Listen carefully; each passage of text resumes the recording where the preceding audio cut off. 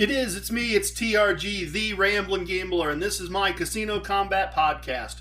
As always, I hope you know by now, we spell combat with a K here. Let's keep the legal team happy, and then we can get started. Ladies and gentlemen, non-binary persons, children of all ages and persuasions who are of legal age, this podcast discusses gambling and casinos. Gambling is a morally questionable life choice. Do not gamble with money you cannot afford to lose. Do not gamble with money you need to pay your bills. My past performances are not indicative of anyone's future results, including my own.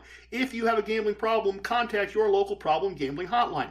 If you do not know the phone number for your local problem gambling hotline, send an email to help@casinocombat.com. We will find that phone number. We will make sure you have that phone number.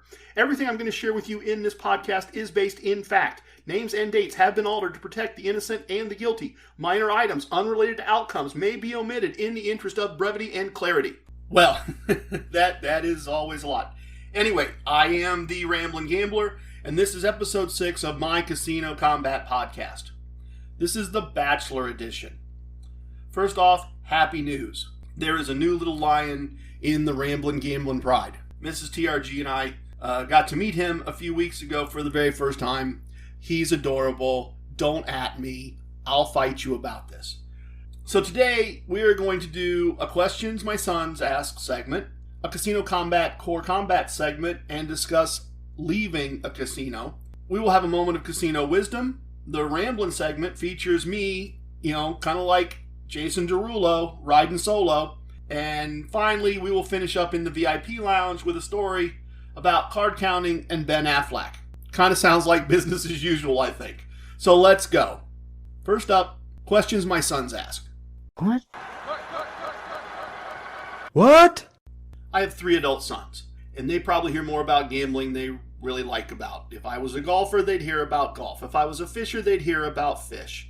I'm a casino gambler, they hear about casino gambling. And because they're smart young men and good sons, They ask questions, and I'm going to use their questions for this segment and probably keep that the name of the segment, but what I'm really looking forward to is answering your questions. So send them in, questions@casinocombat.com, and if those start rolling in, the segment's going to continue, and at some point in a few more weeks, if I'm not getting questions, then I'll realize this was a horrible idea, and I'll probably stop doing this. One of the questions my sons have asked is, because they're getting to listen to this, and they're getting to listen to some of it before all of you. If their question was, if you're trying to be so transparent and so honest, and that's so important, then why close with the statement that this is all true from a certain point of view? And so here's the thing. This makes me feel like a real failure as a parent. I've definitely done something wrong here, because my sons should have gotten the reference.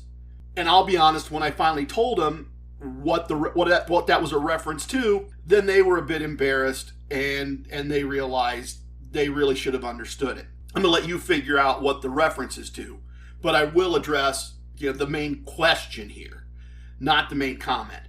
To understand this, you need to match the opening statements and the closing statements.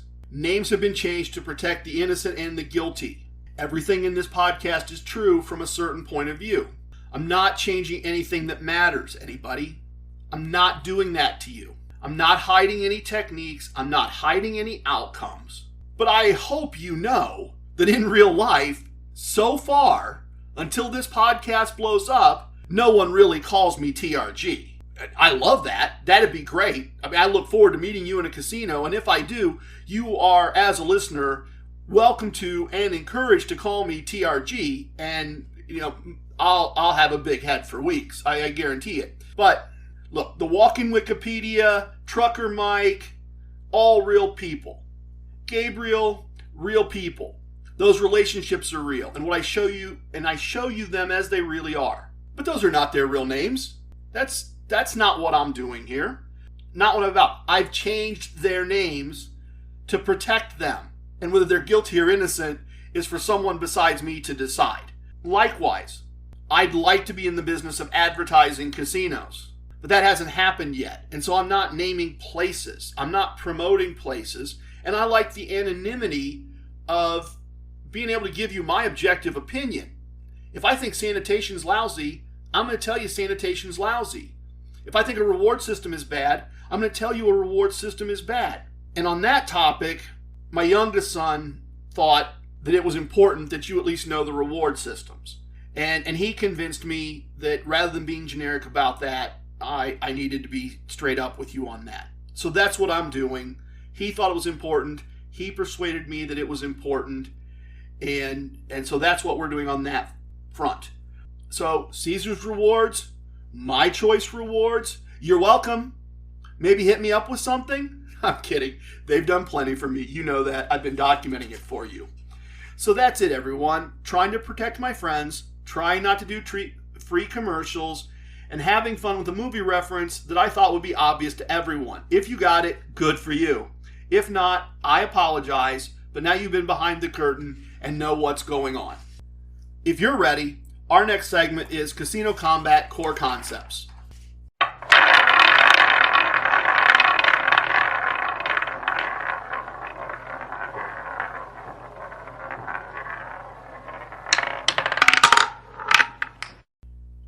Okay, so everybody remembers the core concepts, right? Right? We all got this? No, somebody in the back has their hand up, says they don't have the core concepts. So let's do that. Let's make sure everybody has the core concepts because that's the most important part. And you in the back, you should go back and start at episode 2 and get up to speed on the core concepts. Learning a game with a minimal house advantage. Learning a betting strategy that includes both progressive and regressive concepts. Having a bankroll of money you can afford to lose, and it has to be large enough for the bets that you're going to make. Get a player's card from the casino. Have the discipline to win a set small amount and then leave, or lose a small amount and leave. And in the end, we're trying to win the month. We're not trying to win the day. And if in the end you lose the month, hopefully the comps and gifts make up for the small loss.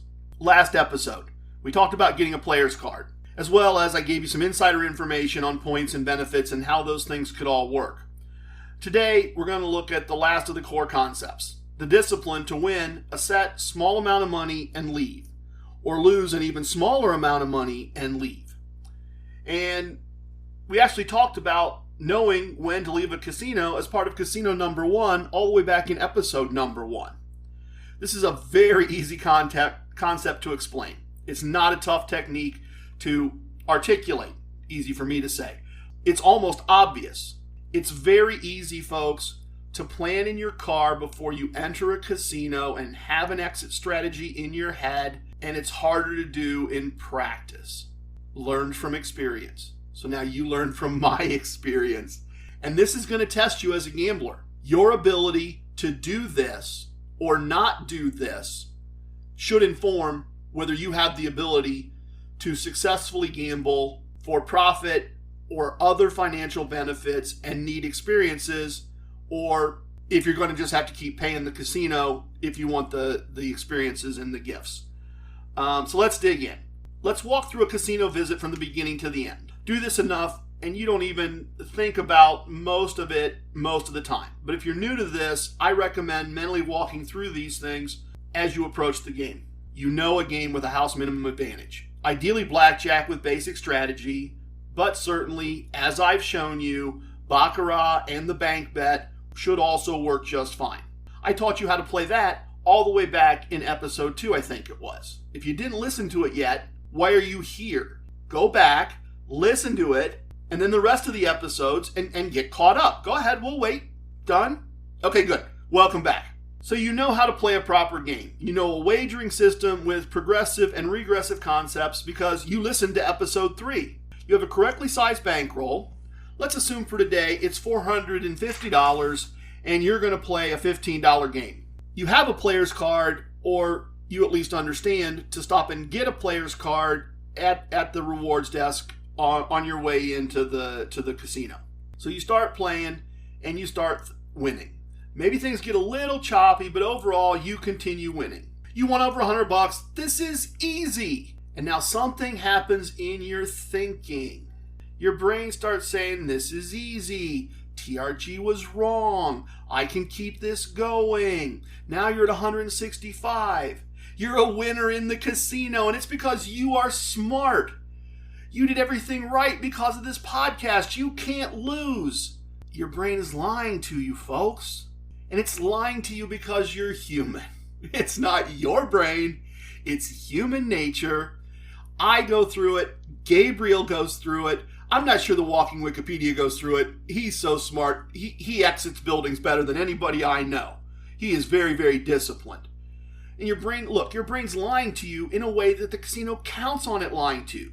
You feel this way at that moment, but you're going to feel horrible, really horrible, when you lose all that you've won and the entire 150 that you started with, and you walk out the door and you're angry and you're ashamed. And how do I know that? Because I've been there and I've done that. I think that's why you're here, right?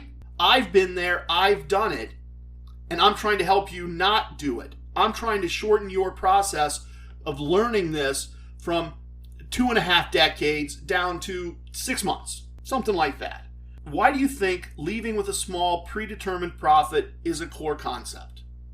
Why did I put it in there? Because it matters.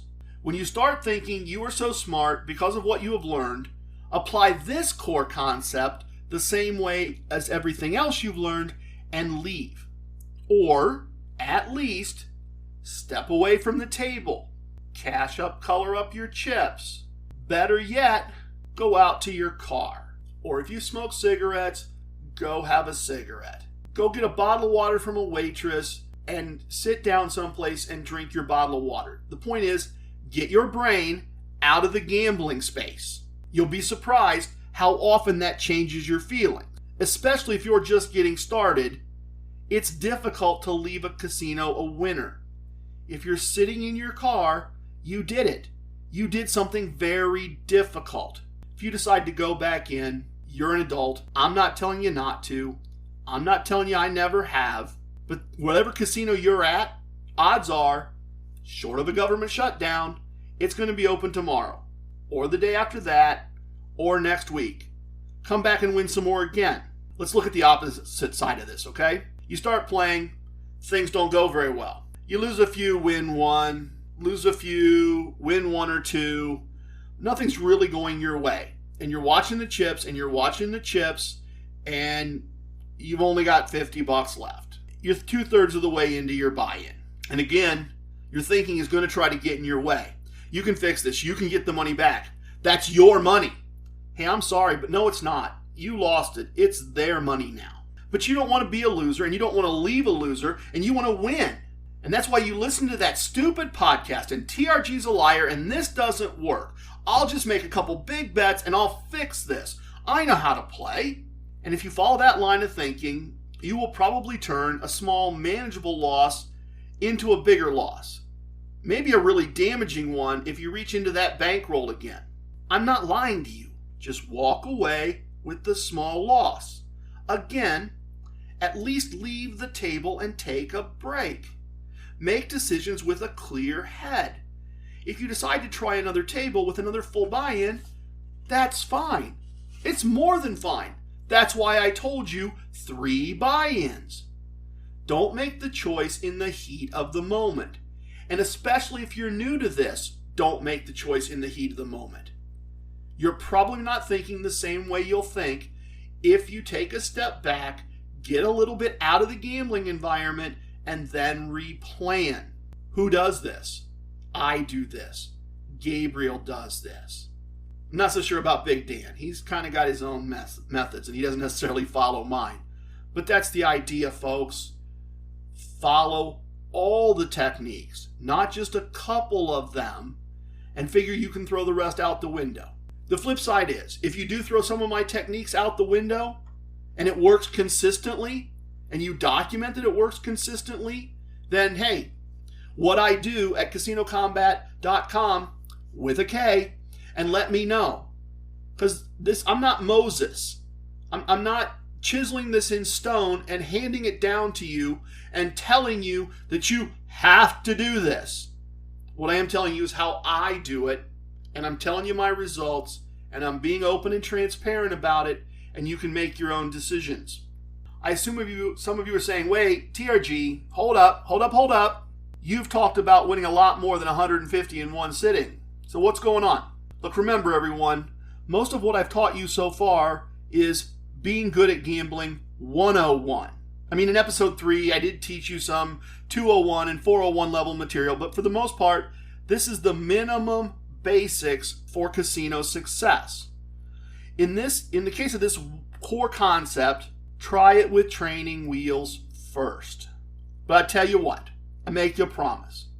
Come back next episode, and I will cover how to leave 201. Knowing me, I'll probably throw in 301 as well. Deal? Deal. Our next segment is a moment of casino wisdom.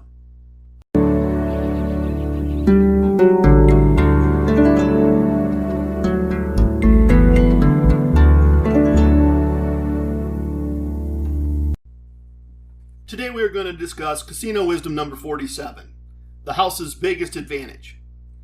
This one was kind of a revelation to me several years ago. It's kind of my knowledge and my experience leading to a question that creates a couple of actions. Part of these actions were created by Mrs. TRG all the way back in our second casino trip when we found the broken 8-spot game. And I'll tell you about that in a minute. So here's the question. What is the house's biggest advantage over the player? The house advantage built into every game? The fact that they control the lights and don't show you a clock so you lose track of time? The free drinks?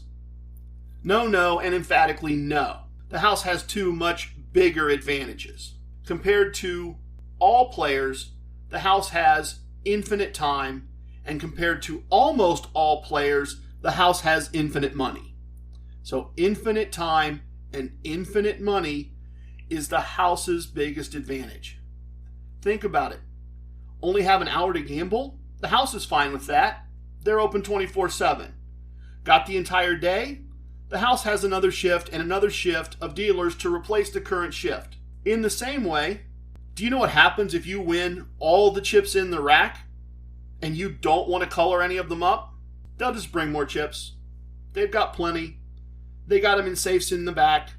They don't care. Do you have infinite time? You probably don't. You probably have friends and family and a job and a need to sleep no matter how many energy drinks you put down. Do you have basically infinite money?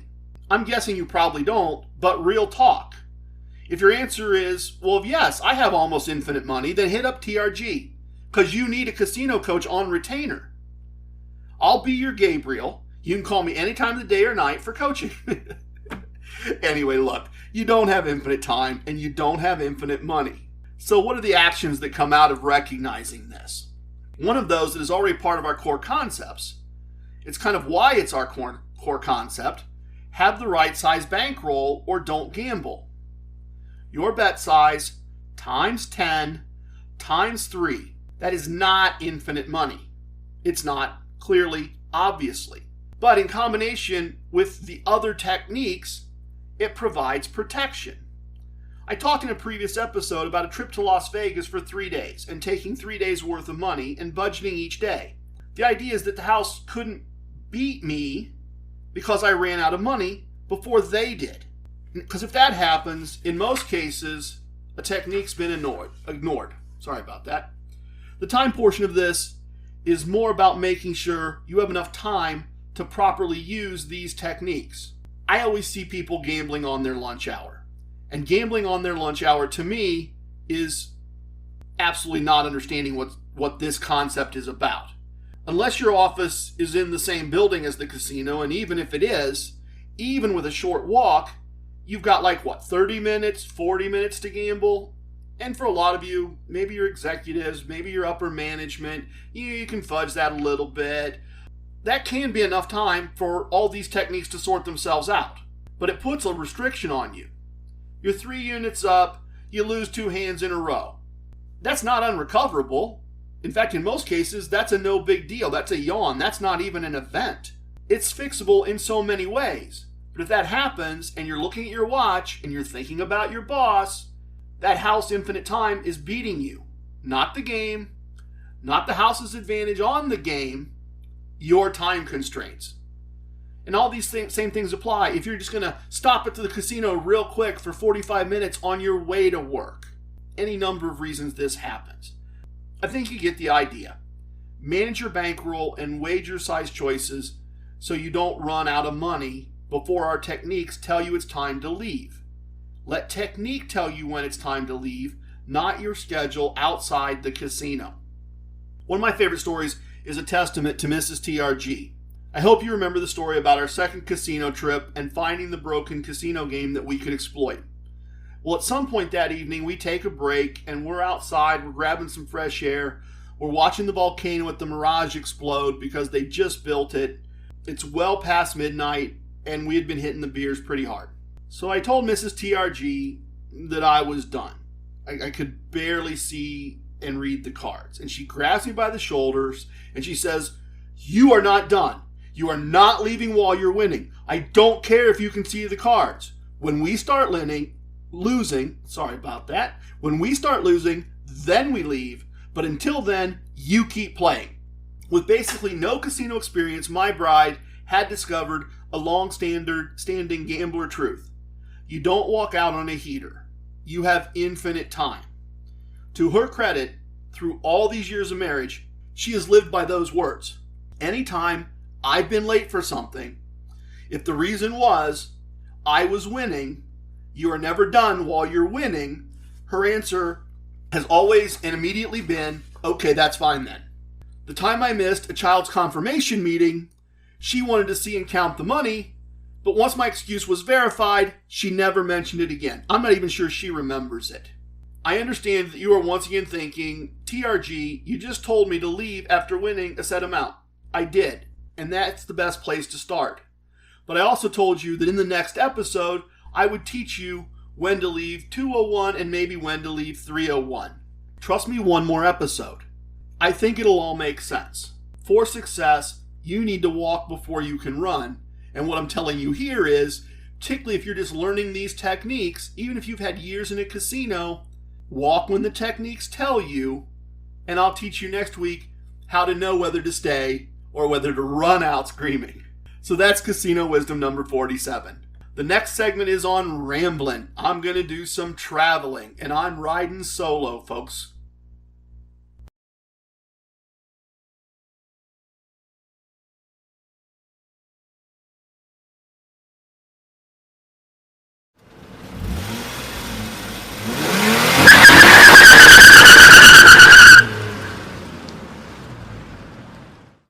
All right, so this week, the lovely Mrs. TRG is spending some quality time with the young lion, and I was a bachelor all week. And as the week's progressing, and I'm looking at things, I hit Bubba up on Wednesday at Casino One. I hope you remember he's my host at the first casino that I've been using. And he was able to get me a room comp for Friday night. So, packed the car a little lighter than usual on Friday, and off I go.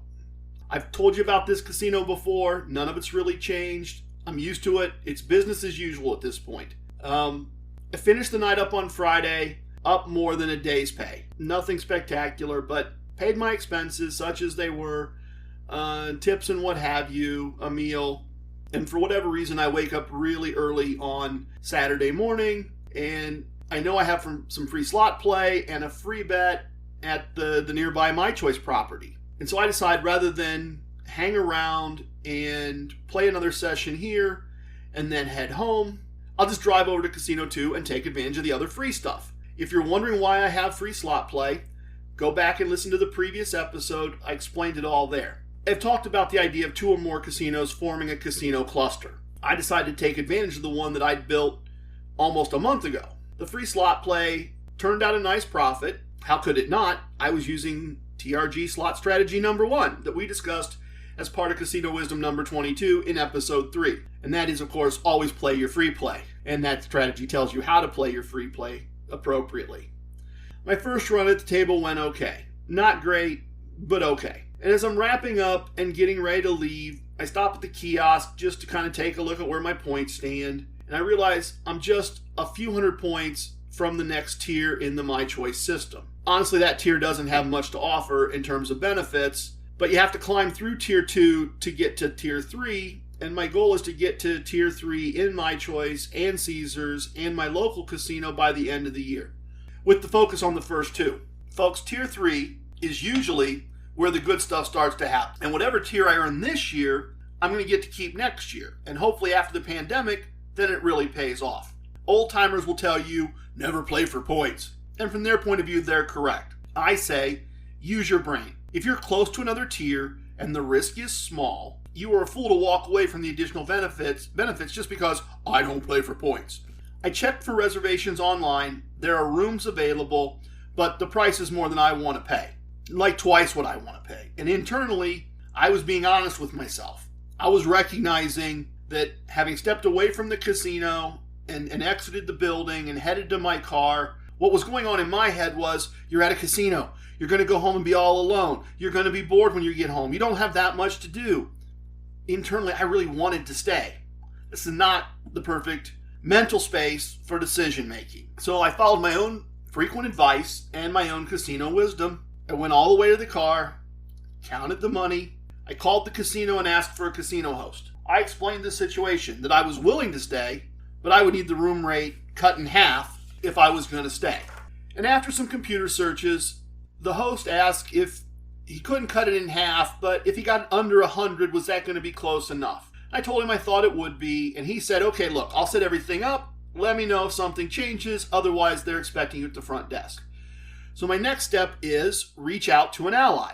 And in this case, that ally has veto authority, so I call Mrs. TRG. I walk her through the whole thing, results from the night before. She knows how things have been going.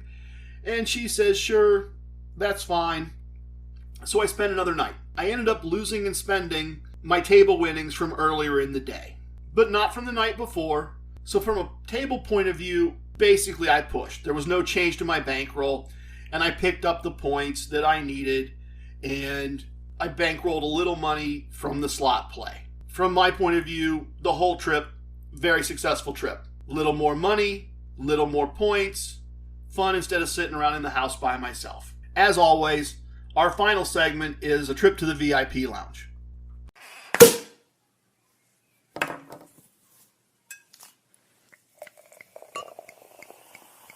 Oh, a little bit of the bubbly. Hey everybody, the lounge is open. Come on in, make yourselves at home. I think you know how this works. Adult beverages on the left, beer and wine at the back, artisanal pop. Sorry, I was told I'm saying that wrong based on the region of the country that I'm in. They're all available. In my mind today, we are in my favorite lounge in Atlantic City. And I want to tell you a little bit about this lounge. It has 30-foot high ceilings. The windows run floor to ceiling, and they look out at the beach and the ocean and the boardwalk. It has this long, very cool wooden bar, and the seats right at the end all curve around. And not only do you have the ocean and the beach and the boardwalk, but you have this really cool metal and glass domed, another 30-foot ceiling above you. And Jonathan Barr is a friend of mine, and he brings me my drinks for free. And even though I'm only there a handful of times, 3, 4, 5 times a year, he always remembers my drink order, and he always turns one of the TVs to what would be my local sports, even though I live nowhere close to Atlantic City. So it's a wonderful place. And do not get Mrs. TRG started about bartender Sandy's coffee drinks. Because if you think I ramble, this is a topic she's going to chew your ear off for a while. And it's well deserved. Sandy does a wonderful job. She's a wonderful bartender. And her coffee drinks, according to Mrs. TRG, are amazing. But anyway, I promised you the Ben Affleck card counting story. And I'm going to give you the Ben Affleck card counting story. And no, I didn't meet him. And no, I didn't see this one live. But it was informative for me. I hope it's informative for you. I read about this in the Las Vegas Review-Journal, and it illustrates how card counters are handled in modern Las Vegas. This took place about, I think, 8 years ago. And that's significant because back in the day when the mob owned things, if they thought you were cheating, or even if you won too much, you probably got drugged into a back room and roughed up. And that continued even into a little bit after the mob owned things. But as the strip has gotten more and more and more corporate, that kind of stuff doesn't happen anymore. It happens kind of like this. It seems Mr. Affleck has been staying at the hotel and gambling for a while, and he's been winning and winning. At the time of this writing, what allegedly happened, because I'm just telling you what I recall of the Review-Journal reporting, an executive and a couple security personnel come up to Mr. Affleck and they say, hey, we need to let you know your wagers are like exactly following the true count of the deck. And we'd rather not ask you to leave, Mr. Affleck. So they're doing him a courtesy. I assume it's because he's a celebrity and an important guest, but who knows? Benefit of the doubt. Maybe you and I get the same warning. So anyway, the casino executive sticks around, keeps the security guys with him, and a little bit later, he says, Mr. Affleck, your bets are still following the true count of the deck. Apparently, Mr. Affleck didn't get the hint. And a short time later, the same executive says, Mr. Affleck, I regret to inform you that you are no longer permitted to play blackjack at this casino ever. We hope you will enjoy the rest of the amenities that we have to offer. Your host is here. Would you like to enjoy dinner somewhere on the property? So there you have it. In modern Las Vegas, that's how a card counter gets handled. Admittedly, a celebrity card counter. And if it hadn't been a celebrity, it probably wouldn't have made the papers and we wouldn't even know about it. So I appreciate having the information, Mr. Affleck. And if any of you know Mr. Affleck, would you please point him to this podcast so that he can win without counting cards? I mean, it's the least we can do. And tell him I loved him as Batman, even though a lot of people didn't. Before I wrap this up, next week in the VIP Lounge, you've waited, you've wondered, the origin story of the Ramblin Gambler. Look, folks, I know a whole bunch about casinos, and I'm trying to share as much as I know. And I'm trying to learn. And I'm trying to learn new things. So if you've got something to share, an idea, a concept, something you do that works, particularly if you've got a good craps system, send an email to whatidoo@casinocombat.com. If you've got questions, send them to questions@casinocombat.com. That's it, folks. Thanks for listening. Don't forget that we spell combat with a K. If you liked it, I'm honored. Thank you. Please like, subscribe, and share. If you didn't, hit the dislike button. I appreciate the feedback. If you think this is horrible and awful and shouldn't ever be broadcast to anyone, anywhere, make sure your friends know that. And make sure they hear how right you are. And show this to them. And tell them what a terrible thing I'm doing. My feelings won't be hurt. I've spoken. Everything you heard here is true from a certain point of view. It's time for leaving, and I hope you understand I was born a rambling man.